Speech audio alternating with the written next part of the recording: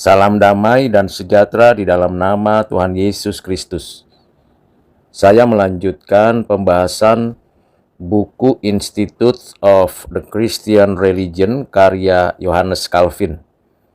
Dari buku pertama, bab yang ke-12, dengan judul God Distinguished from Idols, that He may be the exclusive object of worship.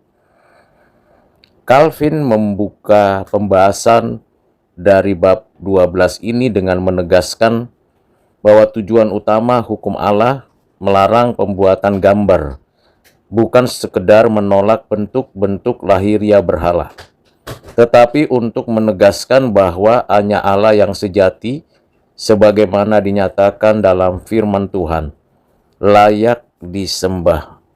Allah menuntut penyembahan yang murni dan eksklusif. Allah tidak akan berbagi kemuliaan dengan makhluk manapun. Maka membedakan Allah dari berhala adalah inti dari kesalehan sejati. Selain itu, saudara, Calvin juga menegaskan bahwa perbedaan mendasar antara Allah sejati dan berhala terletak pada asal dan sifat penyembahan itu sendiri.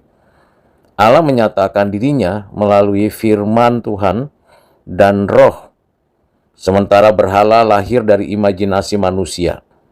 Berhala betapapun megahnya adalah produk ciptaan yang terbatas dan fana. Karena itu penyembahan terhadap berhala bukan hanya kesalahan teologis, tetapi juga penyelewengan moral yang menurunkan derajat manusia dari ciptaan yang segambar dengan Allah menjadi budak dari ciptaannya sendiri. Calvin menunjukkan bahwa penyembahan berhala menodai kemurnian penyembahan sejati karena menggantikan wahyu Allah dengan ciptaan. Manusia yang seharusnya mengenal Allah melalui firman Tuhan justru berusaha mengenal Dia melalui simbol-simbol material. Akibatnya Allah yang hidup dan rohani digantikan oleh benda-benda mati. Calvin menyebut tindakan ini sebagai bentuk pertukaran fatal. Manusia menukar kemuliaan Allah yang abadi dengan citra buatan tangan sendiri, seperti yang tertulis pada kitab Roma pasal 1 ayat 23. Selanjutnya, saudara, di mana Calvin menegaskan bahwa penyembahan sejati kepada Allah tidak dapat bercampur dengan bentuk penyembahan apapun terhadap berhala. Iman yang sejati menuntut pemisahan total dari segala bentuk kompromi religius. Ia menyinggung bangsa Israel yang kerap gagal dalam hal ini, misalnya saat mereka menyembah Allah dan Baal secara bersamaan.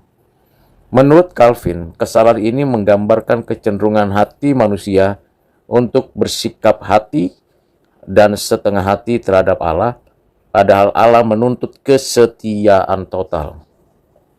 Saudara yang kekasih di dalam Kristus, Calvin menunjukkan bahwa penyembahan berhala bersumber dari keinginan manusia untuk mengendalikan Allah.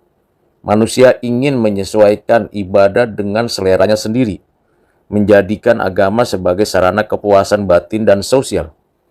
Namun penyembahan sejati berarti tunduk, bukan mengatur. Allah adalah Tuhan yang berdaulat, bukan objek yang bisa dimanipulasi. Karena itu iman yang benar lahir dari kerendahan hati yang menerima Allah sebagaimana Ia menyatakan dirinya, bukan sebagaimana manusia ingin melihatnya. Selain itu, Calvin kemudian menyoroti bahwa penyembahan berhala adalah bentuk pengkhianatan spiritual terhadap Allah. Dengan berpaling kepada berhala, manusia mengabaikan kasih setia Allah dan menolak hubungan perjanjian yang kudus. Calvin menggambarkan tindakan ini sebagai perizinan rohani, seperti yang berulang kali disebut oleh para nabi.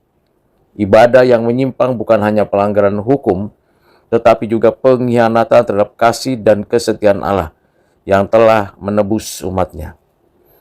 Saudara yang kekasih dalam Kristus, Calvin mengingatkan bahwa Allah membedakan dirinya dari semua berhala melalui pekerjaannya dalam sejarah. Allah yang sejati adalah Allah yang berbicara, bertindak, dan memelihara umatnya. Allah menyatakan kuasanya melalui penciptaan, pemeliharaan, dan penebusan. Sementara berhala diam dan tak berbudaya, serta tak berdaya. Allah hidup dan bekerja dalam sejarah. Karena itu umat percaya dapat mengenal Allah yang sejati melalui tindakan-tindakan nyata yang tercatat dalam kitab suci. Saudara kekasih dalam Kristus, Calvin juga menunjukkan bahwa penyembahan kepada Allah sejati bersifat eksklusif, karena ia adalah satu-satunya sumber kebenaran dan kehidupan. Semua berhala tidak memiliki hakikat ilahi karena mereka hanyalah hasil ciptaan atau rekayasa manusia. Maka mengakui lebih dari satu ilah berarti menolak keesaan dan kedaulatan Allah. Dalam pengakuan iman yang sejati, gereja harus menyembah Allah Tritunggal, Bapa, Anak, dan Roh Kudus, satu-satunya Allah yang hidup dan yang benar.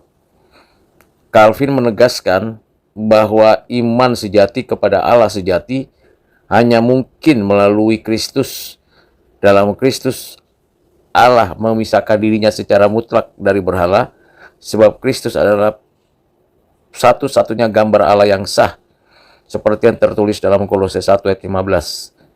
Segala bentuk penyembahan yang tidak berpusat pada Kristus merupakan penyimpangan.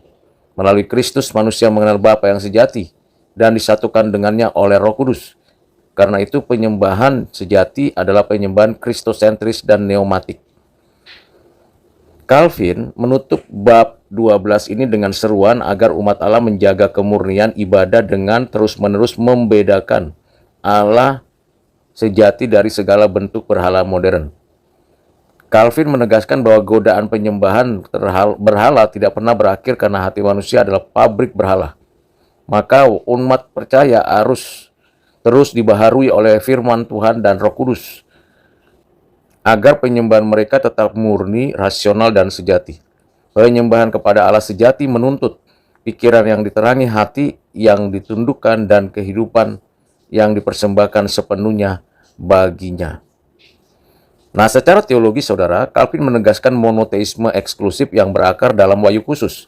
Allah yang sejati tidak dapat dibandingkan dengan apapun karena keberadaannya unik, kudus, dan absolut. Pembedaan Allah dari berhala bukan sekedar doktrin rasional, tetapi panggilan etis dan rohani.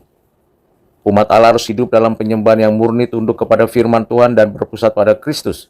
Di sini terlihat integrasi kuat antara teologi dan etika dalam pemikiran Yohanes Calvin, yakni mengenal Allah sejati berarti hidup kudus di hadapannya.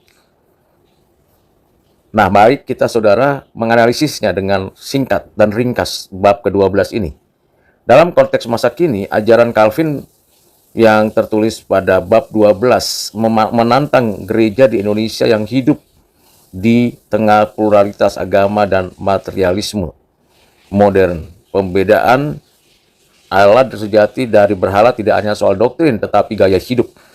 Berhala masa kini bisa membentuk harta kekuasaan atau bahkan lembaga keagamaan yang menghentikan dan menggantikan pusat penyembahan sejati. Gereja dipanggil untuk memurnikan ibadahnya, bukan melalui bentuk luar yang megah, tetapi melalui hati yang taat kepada Kristus dan hidup dalam kekudusan. Dalam pendidikan Kristen, ajaran ini menjadi dasar pembentukan spiritualitas yang setia kepada Allah Tritunggal dan berani menolak kompromi dengan berhala budaya modern.